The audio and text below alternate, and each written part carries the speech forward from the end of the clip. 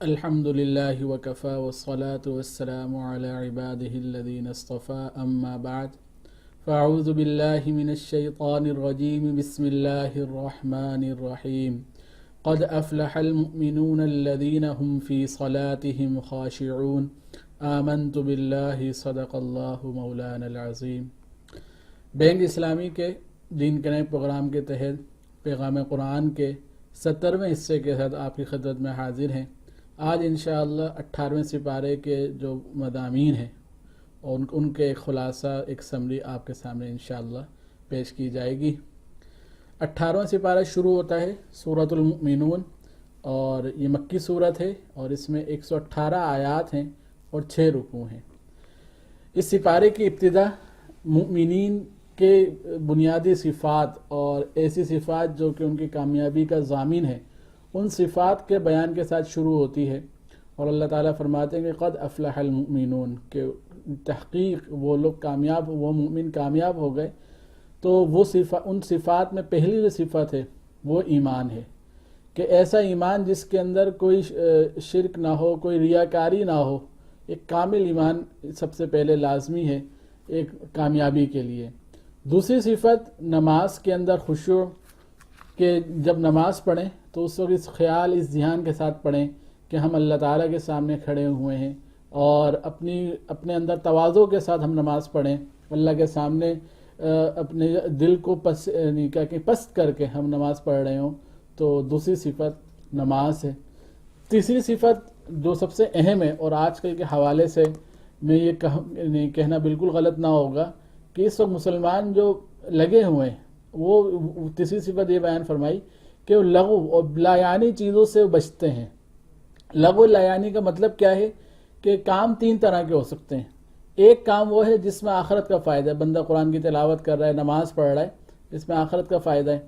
دوسرا وہ کام ہے جس کو کوئی دنیا میں فائدہ ہے، انسان اپنی روزی روٹی کمانے کے لیے نکلا ہوا ہے، یا کوئی اور ایسا کام لگ رہا ہے کر رہا ہے جس میں دنیا کا فائدہ ہے۔ تیسرا وہ کام ہے جس میں نہ دین کا فائدہ ہے نہ دنیا کا فائدہ ہے، تو یہ ہے لغو چیزیں۔ اور آج اگر ہم اپنے معاشرے کے اندر اپنے ارد گرد نظر دوڑائیں، کتنے لوگ ہیں جو بس صرف گیم کے اندر اس لیے پڑے ہوئے تاکہ کھیلنے کے جو نا اپنے ٹائم پاس ہو جائے۔ تو ہو سکتا ہے کچھ صورتیں ایسی ہوں جس کو شرعاً جائز بھی کہا جا سکے، لیکن وقت کا ضیاع اور ایک لایانی چیز بہرحال ہوتی ہے۔ تو ٹائم پاس کرنے کے لیے ایسا کوئی کام کرنا چاہیے جس میں دین کا فائدہ ہو، یا کم از کم دنیا کا فائدہ ہو۔ تو ایسے کام ہم کر رہے ہوں اپنے وقت پاس کرنے۔ باقی یہ جو عقل و دانش والے لوگ ہیں وہ تو یہ کہتے ہیں کہ کام دنیا میں اتنے سارے ہیں کہ وقت کم پڑ جاتا ہے، نہ جانے پتہ نہیں ٹائم پاس کا ورڈ ہمارے پاس کہاں سے آیا ہے، کہ کیونکہ ہمارا دنیا میں بھیجنے کا مقصد اللہ تعالیٰ نے یعنی دین کی کامل اتباع، اور اس کے ساتھ ساتھ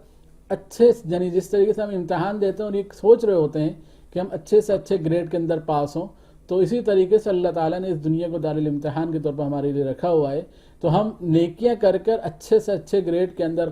آخرت میں پاس ہو سکیں، یہی ہمیں توجہ ہونی چاہیے۔ تو وہاں پر تو پھر یہ لایانی چیزوں کا وقت نکلتا ہی نہیں ہے۔ اس کے ساتھ ساتھ پھر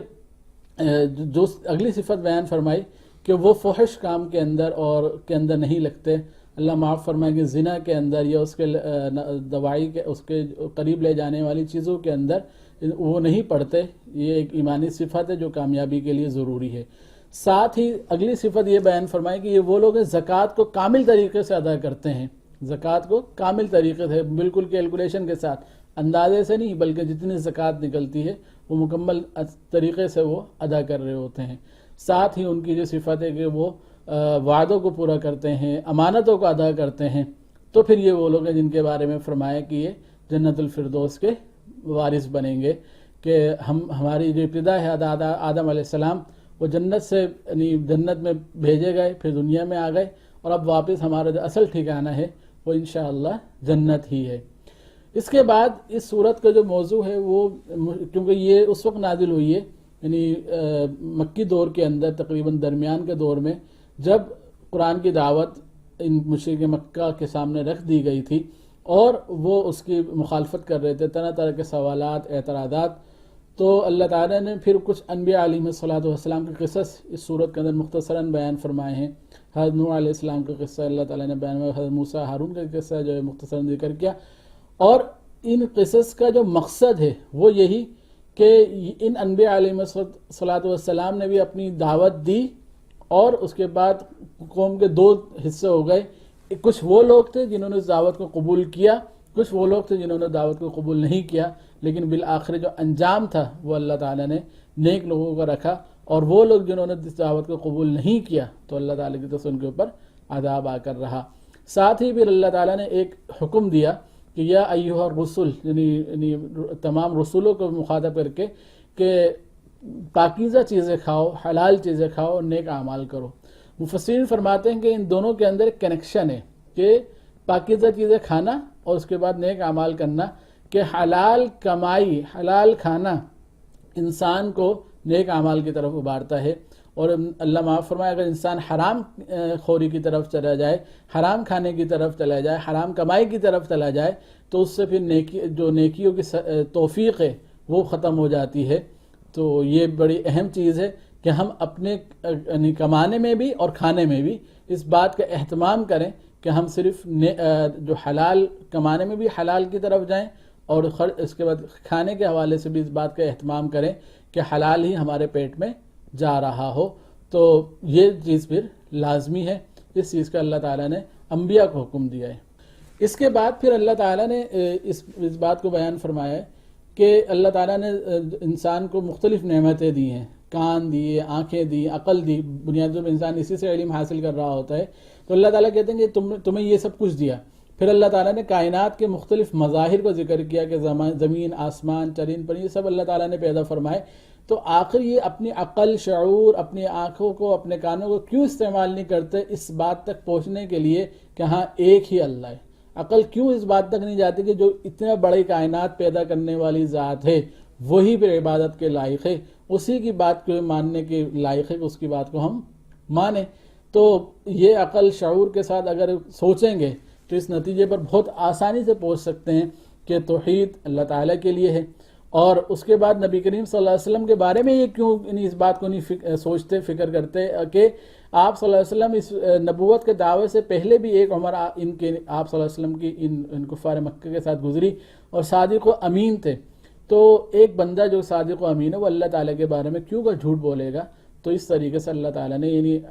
غور فکر کی دعوت کے ساتھ آپ صلی اللہ علیہ وسلم کی رسالت کو اس میں ثابت فرمایا ہے۔ اور ساتھ ہی اللہ تعالیٰ نے پھر اس بات کو بھی بیان فرمایا ہے کہ جب ان سے پوچھو کہ زمین و آسمان کس نے پیدا کیے تو کہتے ہیں اللہ نے پیدا کیے۔ جب اللہ نے پیدا کیے تو پھر اللہ تعالیٰ کی توحید کو کیوں نہیں مانتے؟ پھر ڈرایا ہے اللہ تعالیٰ نے آخرت کے عذاب سے، اور آخرت کے اللہ تعالیٰ نے مختلف کیا کہیں گے وہاں کی تصویر اور وہاں کی صورت بیان فرمائی ہے کہ کس طریقے سے جو فرما بردار ہوں گے وہ جنت میں ہوں گے، اور جو نافرمان ہیں وہ جہنم کے اندر عذاب بھگت رہے ہوں گے۔ تو یہ اس دعوت کے ساتھ اللہ تعالیٰ ڈرا رہے ہیں کہ جو ہے اگر باز نہیں آئے تو یہ انجام ہونے والا ہے۔ اور سورت کے آخر کے اندر اللہ تعالیٰ نے پھر ایک دعا سکھلائی ہے، اور ایک تو یہ بات بیان فرمائی کہ اللہ تعالیٰ نے سب کچھ جو پیدا کیا ہے فضول ہی نہیں پیدا کر دیا کہ ہم یہ سمجھیں کہ اللہ تعالیٰ نے بس ایویں ہی ہمیں پیدا کر دیا بغیر کسی مقصد کے پیدا کر دیا، بلکہ ایک مقصد ہے وہ اللہ تعالیٰ کی عبادت و فرما برداری ہے۔ تو اللہ تعالیٰ نے ایسے ہی پیدا نہیں کر دیا بلکہ اللہ تعالیٰ نے ایک مقصد کے ساتھ پیدا کیا ہے۔ اور اس صورت کی جو آخر ہے وہ ایک دعا کے ساتھ ہے، اور بہت ہی پیاری دعا ہے جو ہمیں اللہ تعالیٰ سے مانگتے رہنا چاہیے، وہ ہے رب اغفر وارحم وانت خیر الراحمین، کہ اے ہمارے رب آپ ہمیں مغفرت دیجئے، ہمارے اوپر رحم کیجئے۔ مغفرت کا مطلب یہ ہے کہ جو گناہ ہم سے ہوگا اللہ تعالیٰ اس کو معاف فرما دے، اور صرف معاف نہ فرمائے بلکہ ہمارے اوپر اپنا رحم بھی فرما دے۔ اللہ تعالیٰ کا رحم اتنی بڑی چیز ہے کہ اگر اللہ تعالیٰ کا رحم ہمارے اوپر ہو گیا تو ہمارے سمجھیں کہ وارے نیارے ہوگا، ہمارا جو کشتی ہے وہ پار لگ جائے گی اگر اللہ تعالیٰ سے یہ دعا ہم خصوصی طور پر، اور رمضان کے جو اپنے دوسرا اور تیسرا عشرہ ہے اس میں ہمیں خصوصی طور پر یہ دعائیں مانگنی چاہیے عشر مغفرت کے اندر کہ رب اغفر وارحم وانت خیر الراحمین۔ سورۃ النور مدنی صورت ہے، اور اس میں 64 آیات اور 9 رکوع ہیں۔ سورۃ النور کا بنیادی مرکزی خیال یا مرکزی جو موضوع ہے وہ معاشرے کے اندر عفت، پاک دامنی، ایک پاکیزہ معاشرہ کس طریقے سے قائم ہو، تو اس حوالے سے اللہ تعالیٰ نے مختلف باتوں پر، اس موضوعات پر اس صورت کے اندر اللہ تعالیٰ نے بیان فرمائے ہیں۔ سب سے شروع کے اندر اللہ تعالیٰ نے زنا کے حد کے بارے میں بیان فرمایا کہ وہ مرد اور عورت جو زنا کے اندر ملوث پایا جائے تو اس کو 100 کوڑے لگائے جائیں۔ مفسرین فرماتے ہیں کہ یہ کنوارے مرد کنوارے عورت کی سزا ہے، باقی اگر کوئی شادی شدہ مرد یا شادی شدہ عورت ہو تو اس کی سزا رجم ہے، اور حدیث متواتر سے یہ سزا ثابت ہے۔ اس کے بعد یعنی ایک تو یہ صورت ہو گئی زنا کی، لیکن زنا اتنا بڑا گناہ ہے، کل کو اگر کوئی کسی پہ الزام لگاتا ہے کہ یار اس نے زنا کیا ہے، تو یا تو اس کے اوپر گواہ لے کر آئے 4 گواہ، اور اگر 4 گواہ نہیں لائے تو جس نے الزام لگایا ہے، یعنی اس بات کی بھی روک تھام شریعت نے کی ہے، کوئی یعنی بغیر کسی دلیل کے ہی کسی پہ الزام نہ لگا دے زنا کا، تو اگر وہ گواہ نہیں لا پایا تو اس الزام لگانے والے کے اوپر 80 کوڑوں کی سزا لگے گی، اور اس کو حد قذف کہا جاتا ہے۔ اس کے ساتھ ہی پھر تیسری صورت یہ ممکن ہے کہ میاں بیوی ایک دوسرے پر اگر خدا نخواستہ الزام لگاتے ہیں، ان کے پاس ظاہر بات ہے گواہ بھی نہیں ہے، تو اس صورت میں بھی لعان کی صورت شریعت نے مقرر کی ہے کہ وہ 4 قسمیں کھائیں گے اور ایک دوسرے کے اوپر لعنت اور غضب کی قسم کھا رہے ہوں گے، تو اس کے مکمل طریقہ شریعت نے بتلایا ہے۔ تو لعان کا حکم اللہ تعالیٰ نے اس صورت کے اندر نازل فرمایا۔ پھر اس کے بعد اگلے رکوع کے اندر واقع عفق کو بیان فرمایا۔ وہ صورت یہ تھی کہ عائشہ رضی اللہ تعالیٰ عنہ کے اوپر منافقین نے الزام لگایا تھا جب غزوے سے واپسی میں یہ حضرت صفوان بن معطل کے ساتھ سفر کرتی ہوئی آئیں کہ ایک موقع ایسا آیا جہاں پر قافلے والے جو تھے وہ مدینے کی طرف روانہ ہو گئے، اور حضرت صفوان جو ہے پیچھے سے یہ دیکھتے ہوئے آ رہے تھے کہ کوئی سامان رہ تو نہیں گیا، تو حضرت عائشہ رضی اللہ عنہ جو ہے وہ اپنے دیر ہو گئی تو ان قافلے والوں کے ساتھ نہیں مل سکی، تو ان کے ساتھ یہ مدینے پہنچی۔ بہرحال اس وقت منافقین نے حضرت عائشہ رضی اللہ عنہ پر تہمت لگائی اور ان کے اوپر الزام لگایا کہ اللہ معاف فرمائے کہ انہوں نے زنا کیا ہے۔ تو اس کا جواب اللہ تعالیٰ نے حضرت عائشہ کی برات وحی کے ذریعے سے نازل فرمائی۔ بہرحال حضرت عائشہ رضی اللہ عنہ کی بڑی خصوصیت ہے کہ وحی کے ذریعے سے اللہ تعالیٰ نے حضرت عائشہ کی پاک دمنی کو بیان فرمایا، اور ساتھ ہی اس بات پر بھی قرآن نے غصہ اور ایک لب و لہجہ جو ہے سخت اپنایا کہ ایک عفیف پاک دامن عورت کے اوپر الزام لگاتے ہوئے تم نے اس بات کو بھی نہ سوچا کہ وہ کس کی بیوی ہے اور پہلے اس کا کردار کیا ہے، تو کیا یہ بات ممکن تھی کہ جو نبی کریم صلی اللہ علیہ وسلم زوجہ مطہرہ ہیں اور وہ اس قسم کے حرکت میں جائیں گی؟ تو ایسا کیوں نہیں ہوا کہ مسلمان پہلی وہلے میں اور پہلی مرتبہ میں یہ کہتے کہ سب یہ جھوٹ ہے؟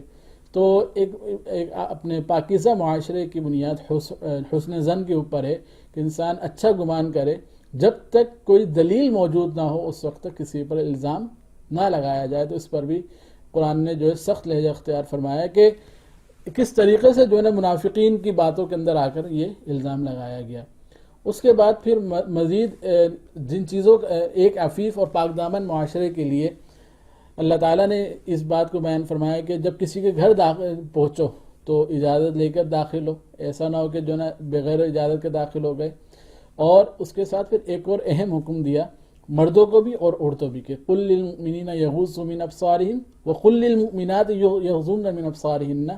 مردوں کو الگ کہ آپ صلی اللہ علیہ وسلم فرما دیجئے کہ اپنے مسلمان مردوں سے کہ وہ اپنی نگاہوں کو نیچے رکھیں، اپنی شرمگاہوں کی حفاظت کریں، ذالک ازکی لہم، کہ یہ جو ہے ان کے لیے تزکیے کے لیے، دل کی پاکیزگی کے لیے بہت اہم ہے۔ اسی طریقے سے پھر عورتوں کو بھی حکم دیا گیا کہ اپنی نگاہوں کو نیچے رکھیں۔ یہ ایک نگاہوں کی پاکیزگی یہ ایک ایسا موضوع ہے اور ایک ایسی بات ہے کہ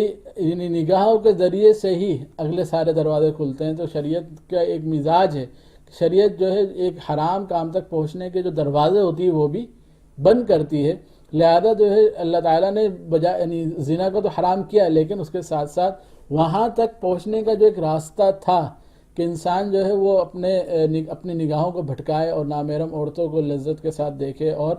پھر اگلا مرحلہ شروع ہو، تو شریعت نے وہیں روک دیا کہ اپنی نگاہوں کی پاکیزگی، نگاہوں کی حفاظت کی جائے۔ اور ساتھ ہی پھر یہ نہیں کہ صرف نگاہوں کی حفاظت ہو، اگلا حکم جو آیا وہ عورتوں کے لیے کہ وہ پھر پردے کا، اپنی زینت کی چیزوں کو چھپانے کا اہتمام کریں نامحرموں سے۔ ہاں محرم ہیں اپنے بھائی بہن بیٹے،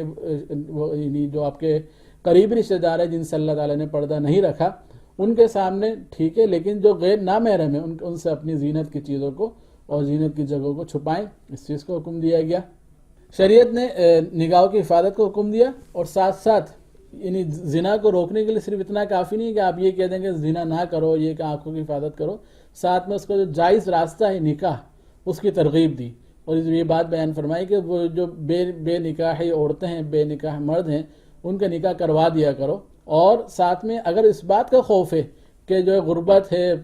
گزارا کیسے ہوگا، تو اللہ پر توکل رکھو اور اللہ تعالیٰ پر بھروسہ رکھو، اللہ تعالیٰ اپنے فضل سے ان کو غنی کرنے پر قادر ہے۔ لہذا نکاح کے بغیر رہنا یہ شریعت کا مزاج نہیں ہے کہ جو ہے اگر نکاح کی عمر کو مرد عورت پہنچ گئی ہے تو اس کا نکاح کروا دینا چاہیے، چاہے وہ عورت ہو چاہے وہ مرد ہو، کہ نکاح کی عمر کے پہنچنے کے بعد زیادہ عرصے تک بے نکاح رہنا اس کو پسند نہیں کیا گیا۔ اسی طریقے سے اگر کوئی خاتون بیوہ ہو جاتی ہے یا مرد کی بیوی انتقال کر جاتی ہے تو دونوں اس صورت میں بھی شریعت کے مزاج یہ ہے کہ ان کو نکاح کے ساتھ ہی رہنا چاہیے، لہذا جتنا جلدی ممکن ہو وہ نکاح کر دیا ہے۔ یہ ترغیبی موضوع ہے قرآن کا کہ وَأَنكِحُوا الْأَيَامَ مِنكُمْ، کہ تم میں سے جو بے نکاح مرد ہیں یا عورت ہوں ان کا نکاح کروا دیا کرو۔ اس کے ساتھ ساتھ مزید اپنے خانگی احکامات کے اندر اس بات کو بیان فرمایا کہ جو اپنے سمجھے پرائیویٹ رومز ہیں ان کے اندر فجر سے پہلے اور دوپہر میں آرام کے وقت اور رات میں عشاء کے بعد، یعنی مطلب یہ ہے کہ وہ اوقات جن کے اندر اس بات کا گمان ہو کہ انسان سو رہا ہے اور سوتے وقت مختلف حالاتوں میں ہوتا ہے تو اس میں اجازت لے کر داخل ہوں، یعنی گھر کے لوگ بھی۔ پہلا جو حکم تھا وہ باہر والوں کے لیے تھا کہ جب کسی کے گھر جائیں تو اجازت لے کر داخل ہوں، یہ سمجھیں کہ پرائیویٹ روم کے حوالے سے بھی کہا گیا ہے کہ جو باہر کے گھر کے لوگ بھی ہیں وہ کسی کے پرائیویٹ روم کے اندر ایسے ہی داخل نہ ہو جائیں بلکہ اجازت لے کر داخل ہوں۔ تو یہ ایک اللہ تعالیٰ نے حکم بیان فرمایا۔ سورۃ النور، نور یعنی نور کے ساتھ یہ اللہ تعالیٰ نے اس سورت کا نام رکھا ہے۔ تو اللہ تعالیٰ نے اس دین کو، اپنے حکم کو، قرآن کو ایک نور کے ساتھ تشبیہ دی ہے کہ جب کسی کے دل کے اندر ایمان آتا ہے تو ایک نور آتا ہے۔ پھر اللہ تعالیٰ نے کچھ صفات بیان کی ہیں اہل ایمان کی، اور اس میں ایک خاص صفت یہ بیان فرمائی کہ یہ وہ قوم ہے، یہ وہ لوگ ہیں کہ ان کی تجارت، ان کی دنیا داری ان کو اللہ کے ذکر سے نہیں روکتی۔ مطلب یہ ہے، اور اللہ کا ذکر کیا ہے کہ ہر وقت اس بات کا دھیان کہ اللہ تعالیٰ کا حکم میری طرف کیا متوجہ ہے۔ اگر نماز کا وقت آ گیا، تجارت چھوڑی، نماز کے لیے چلے گئے، کوئی اور تقاضا آ گیا دین کا تو اس کے لیے نکل گئے، یعنی دین یا اللہ کا حکم مقدم ہے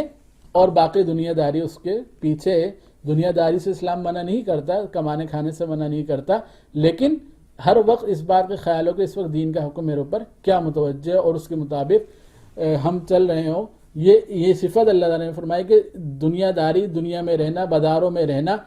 کمانے کھانے میں رہنا، یہ ان کو دین سے غافل نہیں کرتا۔ تو اللہ تعالیٰ ایسا ایمان ہمیں بھی عطا فرمائے کہ جب ہم اپنے کمانے کھانے میں لگے ہوئے ہوں، اپنی معیشت کے لیے لگے ہوئے ہوں، تو اس وقت بھی ہم اللہ تعالیٰ کے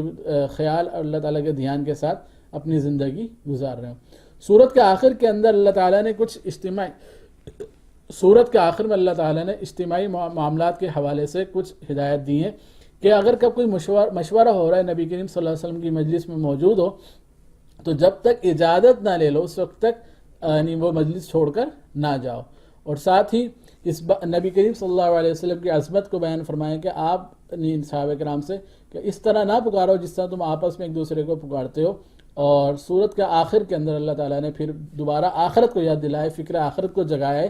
کہ جو بھی ہم کر رہے ہیں وہ ایک دن آئے گا جب اللہ تعالیٰ ہر چیز کو واضح کر دیں گے، ہر چیز کو سامنے لے کر آ جائیں گے۔ تو یہ فکر آخرت یہی ہے کہ انسان کے دل کے اندر ہر وقت یہ خوف رہے کہ جو کچھ میں کر رہا ہوں، جو کچھ میں بول رہا ہوں، ایک دن اس کا مجھے حساب دینا ہے۔ اگلی سورت سورہ فرقان ہے۔ سورہ فرقان مکی سورت ہے اور اس کے اندر سورہ فرقان مکی صورت ہے، اس میں 77 آیات اور 6 رکوع ہیں۔ پہلے 2 رکوع 18ویں سپارے کے اندر ہیں، باقی رکوع جو ہے 19ویں سپارے کے اندر ہیں۔ پہلی آیت کے اندر اللہ تعالیٰ نے یعنی فرقان کا لفظ آیا ہے، فرقان کا لفظ قرآن پاک کے لیے اللہ تعالیٰ نے استعمال فرمایا ہے۔ فرقان کا مطلب یہ ہے کہ وہ جو حق اور باطل کے درمیان فرق کر دے، تو قرآن وہ کتاب ہے جو حق اور باطل کے درمیان فرق کر رہی ہوتی ہے۔ تو اللہ تعالیٰ نے